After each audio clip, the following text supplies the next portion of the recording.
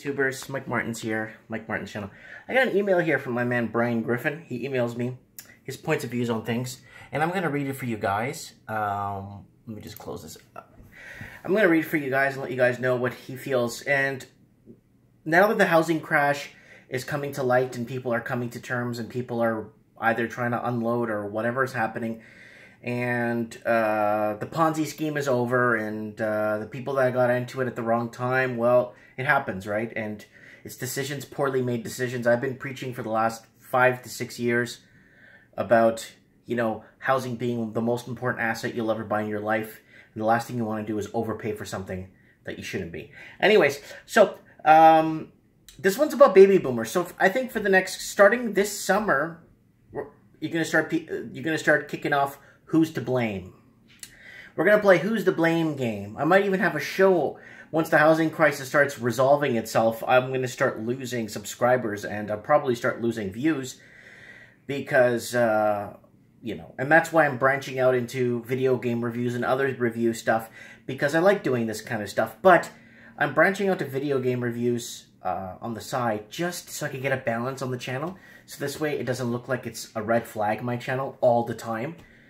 Anyways, I'm trying my best for you guys. So anyways, so the blame game. It'll happen this summer. This summer you're going to be like, whose fault was it? Why this? Who's that? Pointing the fingers at everything that they could point the fingers at. The banks, the investors, the speculators, the 2-3 home buyers, the people, the boomers that bought 3-4 homes with the equity in their homes. They're going to be blaming everyone left and right, debt center. They're going to blame the millennials. They're even going to blame their pets.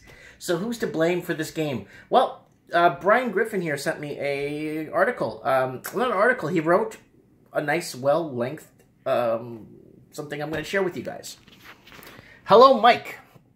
I have another topic for you. It's about baby boomers, 1940s to mid-1960s. In the United States and Canada, baby boomers have had huge impact on society, which led to all sorts of movements such as civil rights, feminism, etc.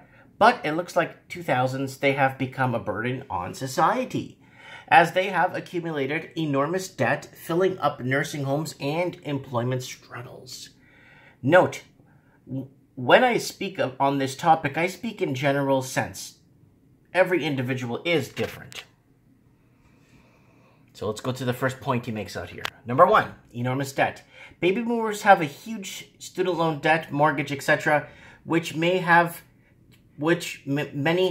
defaulted. So many baby boomers are in debt, which ruin their credit scores. In a situation prevents them from getting apartments, car leases, etc. in the future. These enormous debt problems will lead to tax burden on the millennials to pay off, since they are part of a current working labor force. Number 2, filling up nursing homes. There are so many nursing homes being filled up with people who can't take care of themselves due to financial reasons. Also, people in nursing homes either have no kids or their kids don't want them around. That's why it is good to be nice to people. So they will take care of you when the time is in need. That's very true. Employment struggles. In the US, many companies are not hiring workers older than the age of 45 for the good paying jobs. There are many reasons why, but I will only mention 2, sorry. Many older workers have had hard time. Many older workers have had a hard time taking orders from someone younger than them. This is a very common problem, as it is to be due to pride. Many companies prefer to hire younger workers, as employers can pay them cheaper salary, while older workers want high salary. Where was that? Employers want, where'd I go, people? Sorry, I'm reading it through a phone. It's really hard. High salary and their experience from their previous employment status.